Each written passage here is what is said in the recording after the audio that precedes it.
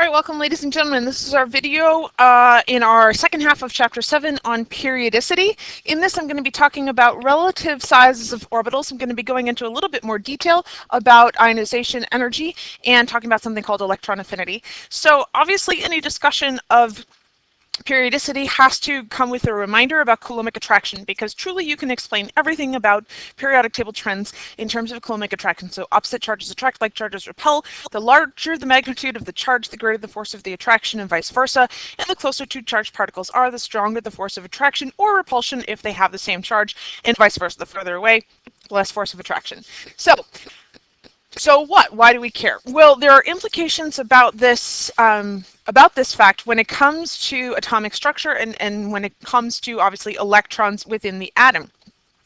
Behavior of the electrons on the outside of the atom is going to depend on a number of things. Now, you've already looked at this idea of distance. How close are those outermost electrons to the nucleus? You did this when you were reviewing atomic radius and ionization energy. So we've kind of covered this idea that, you know, if the electrons are close to the nucleus based on atomic structure, they're going to feel more of a pull, versus if they're far away, they're going to feel less of a pull.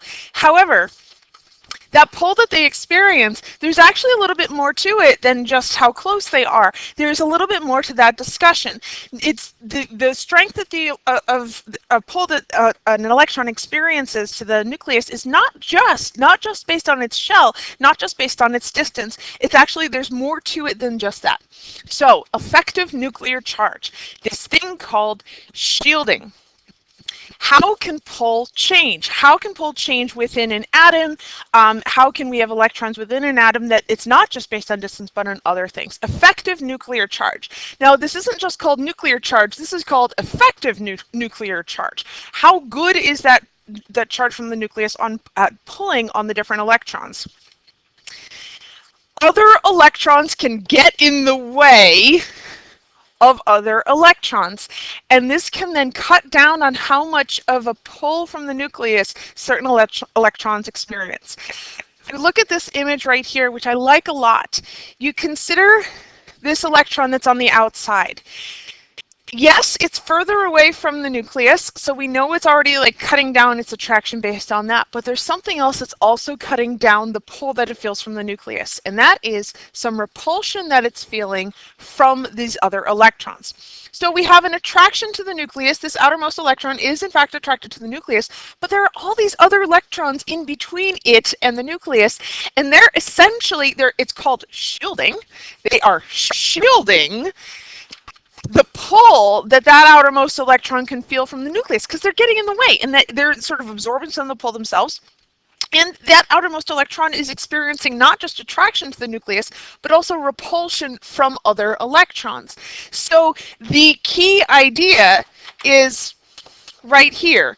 Positive charge that's acting on the outermost electrons is going to be a lot less than the positive charge that's acting on the closer electrons. So again, distance matters, but also this idea of electrons getting in the way of other electrons. This is also a really good image. I like this image a lot too. If this is our electron that we're looking at, electrons that are further out from it, right, this thing right here, they're not going to matter. We don't really care. They're not going to have an impact on our electron of interest. But what's in between our electron of interest and our positively charged nucleus? Oh, other electrons. Electrons in between, they're going to cancel out some of that nuclear charge. You're going to have some repulsion between them and our electron of interest, which is basically cutting down on how much positive it feels from the nucleus. So yeah, distance definitely matters, but also this idea of other electrons within the atom kind of getting in the way. What does it mean for us? Relative size of orbitals. This is our massive sort of takeaway point from this. The more positive the nucleus, the smaller the innermost orbital. This is what this is going to really mean for us. Our innermost orbitals, the ones that are closest to the nucleus, right next to the nucleus, they're going to experience basically zero shielding, meaning they're right next to the nucleus. There aren't any other electrons to get in their way. So they're going to be feeling the full force of that nuclear charge. There is no shielding going on. It's just them and the nucleus, baby, and they don't need to worry about other electrons getting in the way. So little shielding, very high effective nuclear charge. So what that means for the innermost orbitals, If your nucleus has more protons, then our innermost orbitals are going to get smaller and smaller and smaller and smaller, right? The more protons you have, the innermost orbitals are going to actually shrink in size. All s orbitals are not created equal. There is going to be a difference. For an example, the sodium 1s orbital versus the helium 1s orbital. Sodium 1s, helium 1s, they're both spherical because they're both s. And they're both going to be closest to the nucleus because they're in shell 1. However, sodium, its nucleus is going to have 11 protons. And helium, its nucleus has 2 protons. So I'm just going to draw sort of a 11 protons and 2 protons. That's the nucleus. Now, how big would these 1s orbitals be? They would not be the same size, not even a little bit. Sodium's 1s orbital, it's 2 electrons in the 1s orbital, they are going to be relatively close to the nucleus because there's only 2 electrons there. 2 electrons being pulled on by 11 protons, the greater the magnitude of charge, the greater the force of the attraction, that's going to pull them super tight. Versus helium, it's 1s orbital. Notice we're not talking about outermost. This is a key thing to remember. We're not talking about the valence shell. We're talking about just what is the innermost shell doing. Its 1s orbital will probably look something more like that because now you only have 2 protons pulling on 2 electrons. Well, it's not going to be as good, is it? It's got less of a magnitude of charge. The 1s orbital is pulled much tighter to the nucleus in sodium than it is in helium, and that's just sodium and helium. If we take, for example, something like lead that has 82 protons, oh my God, its 1s orbital is going to be tiny, right? So small, because it's right next to this nucleus, just 2 electrons that are right next to the nucleus that has 82 protons in it. It's going to be tiny. So all innermost orbitals are not the same size as one another because, again, they're right next to the nucleus. There aren't any other electrons getting in the way. So we have to bear that in mind. Next, ionization energy. Energy required to move an electron from an atom in a gaseous state. We saw this before. You reviewed this in the POGIL. We did a good job on that. Something I want to point out in this definition, because this is actually a definition. Energy required to move an electron from an atom must be an atom, not a molecule. That's going to be important for our diatomics. And the atom must be in the gaseous state, and we're always talking about removing an electron. Highest energy electron is the one that's going to be removed first, which means that it's going to be the outermost electron that's taken away. That outermost electron experiences the least effective nuclear charge. It has the most shielding, meaning it's basically feeling less pull from the nucleus for not just distance reasons, but because other electrons are getting in the way. Now, what we're adding on to this is not just ionization energy, because we already know that, but the idea of first ionization energy versus second ionization energy versus third ionization energy. So first ionization energy is, or IE1, is removing the outermost electron. Second ionization energy would be removing the second outermost electron after the first has already been taken away. Third ionization energy would be taking away the third outermost electron after the first 2 have been taken away. So there's this idea of succession that with ionization energies you can talk about not just about the energy required to move the outermost, but then when you've taken that outermost away, how much energy does it take to remove the next one? And then how much energy does it take to remove the next one? And we're going to write some reactions for this so that we kind of understand what's happening. The first one that we're going to do is sodium. Now, if we want to do the first ionization energy for sodium, we want to follow the definition, energy required to move an electron from an atom in the gaseous state. So we would write an atom of sodium, it would have to be a gas. That's the definition, so we'd have to turn sodium into a gas first. Now we're talking about taking an electron away, not adding one on. So the electron is going to be on the other side of the arrow. We would be removing an electron from sodium, and we'd be left, when we take an electron away, with Na+, which would still be gaseous. Right? Removing the electron, you're taking the electron away from the Na. The second ionization energy for sodium, now we'd start with Na+, gaseous, because we've already removed the outermost. Now we're taking the second outermost electron away, and we'd pull an electron away, and then we'd be left with something that is very uncomfortable to write, but we would be left with Na2+.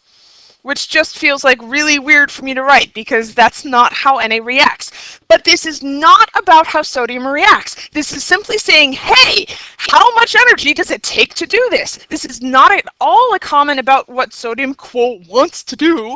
That's not what we're concerned about, just saying how much energy does it take to do this. And the third ionization energy for sodium would be, okay, we've taken the first 2 electrons away. Now let's pull the third electron away, so we're left with Na3+, which just gets weirder and weirder and weirder. So this is the idea for sodium. We're going to look at another element as well, going through its ionization energy succession, because I want to make sure that we get what this means. And that one is chlorine. So for the first ionization energy of chlorine, it's an atom in the gaseous state, not a molecule. So you would not write, this is like the only time where you're not going to write Cl2 because it's not Cl2. This is the definition of ionization energy. It has to be an atom. The chlorine atoms must be separated first. So we would write Cl gaseous, which I know, hopefully that feels weird and wrong to you. It should, right? We're not used to writing that. But an atom of chlorine, and we are talking about removing an electron from this sucker. So it would be arrow electron. And if you take an electron away from chlorine, you are left with Cl+. Which, oh my God, like I just threw up in my mouth a little bit writing this down. This is not about how chlorine reacts. This is simply saying, hey, how much energy is needed to do this reaction? So yeah, it probably takes a lot of energy to do this reaction because chlorine doesn't react this way. But this isn't about its reactivity. It's about its ionization energy. So the second ionization energy, we'd start with Cl+, remove a second electron, and wind up with Cl2+. That's a plus. Right? So there's a pattern here. It doesn't matter what element you have, you're going to follow the same pattern every single time for this idea of successive ionization energies. Now, why do we care about successive ionization energies? Because they actually tell us a tremendous amount of information about an element, even if we don't know what the element is. So if we take magnesium for an example, the first ionization energy is 735, so this reaction would be Mg goes to Mg plus 1 electron. The second one, about 1400, now it's Mg plus 1 goes to Mg2 plus 1 electron. For the third, now it's Mg2 goes to Mg3 plus 1 electron. What I want you to notice about these numbers is from 2 to 3. Notice when we go from 1 to 2, we go from 700 to about 1400. Yeah, that's doubling. That's a lot. That's an increase. However, from 2 to 3, we go from 1400 to almost 8,000. That's way more than doubling. That is definitely a lot more than doubling. That is a huge, huge shift. So why have we gone from just doubling the amount of energy to now suddenly like way more than doubling? Well, if we look over here, and maybe you're already thinking about it, maybe you get that when we go from here to here, we go from removing valence electrons for magnesium, this is shell 3, to now removing core electrons, which are in shell 2. Hey guys, which shell's closer to the nucleus? Hey guys, which shell's going to experience a greater force of attraction? Hey guys, which shell's going to have electrons that require a lot more energy to remove? So we see with this idea of successive ionization energies, you can tell how many electrons are in the outermost shell of an atom by looking for where does this big jump happen? Where does suddenly the amount of energy needed to remove the electron skyrocket? And every time it skyrockets, that's going to implicate that now you're removing an electron from a shell that is much closer to the atom, so you've skipped shells. You've gone from your outermost shell to now an inner shell. And that inner shell is going to feel more pull, right? Coulombic attraction, it's closer to the nucleus. It's going to take a lot more energy to take that electron away. So we always want to look for the really big jump in ionization energies because that tells you how many valence electrons an atom will have, which is useful for answering all kinds of questions. So this is a chart. These are all period 3, sodium, magnesium, aluminum. And this is just showing the successive ionization energies. So notice with sodium, we go from 495 to 4,562. Huge jump. From magnesium, again, the 1,400 to the almost 8,000. From aluminum, we've got like 2,700 to 11,000, 11,500. In all of these examples, these electrons that are being removed are in shell 2. Again, we're talking about period 3 elements, i.e. these are their core electrons that are closer to the nucleus. And all of these guys that are here, these are all the valence electrons. These are for these period 3 elements, these are in shell 3. They're farther away from the nucleus. And in every single instance, you have this big jump when we go from an outermost shell to a closer shell.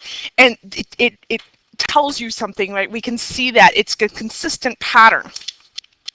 Electronegativity and electron affinity. Electron affinity is really the last thing I want to discuss. So electronegativity, which was in your review, Pogel, which is a really important topic in bonding, the ability of an atom to attract an electron shared in a bond to itself. Now, this is a scale from 0 to 4, where 4 is something that's highly electronegative. That's fluorine. That's the only element that gets the 4.0 star rating, and 0 being the least electronegative.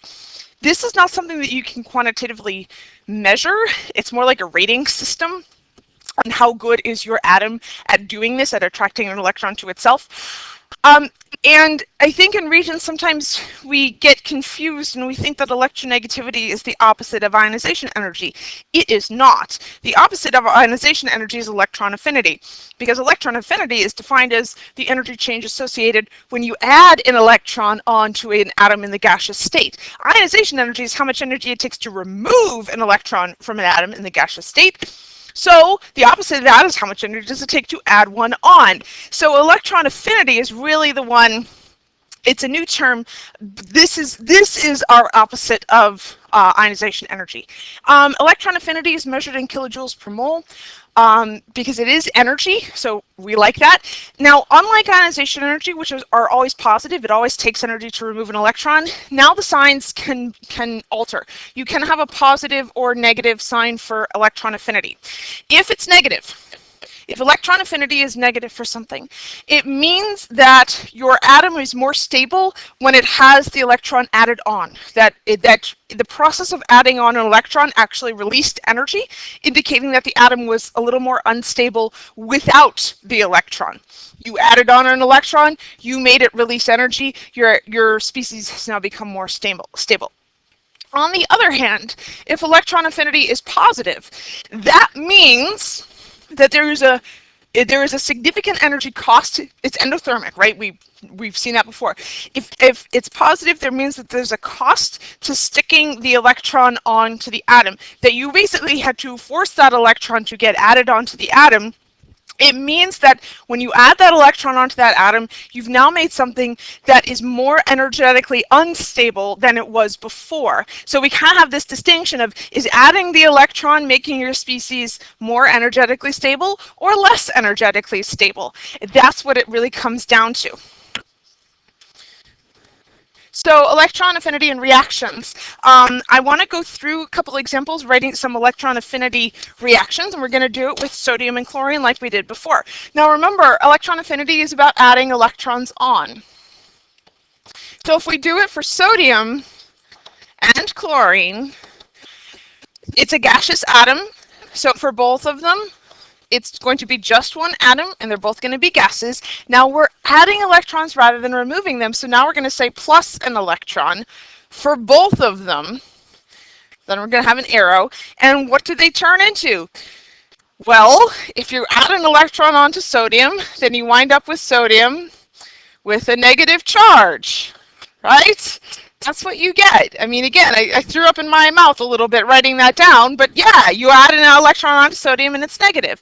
Versus you add an electron onto chlorine, and we get Cl negative, which we're used to seeing.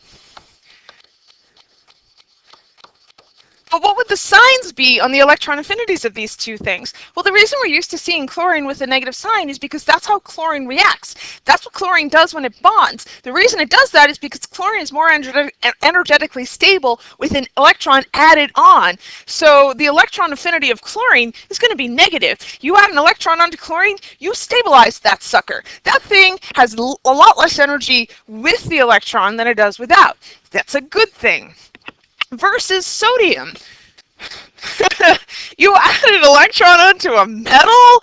Oh, what are you thinking? Why are you trying to do that? The metals are much more energetically stable if they lose their valence electrons. There is going to be an enormous cost to sticking that electron on. You have to force the sodium to accept that electron. You're going to have a positive electron affinity for that. So this ends the video. In class, we'll be talking about these again and looking at some successive ionization energy things and practicing a bit.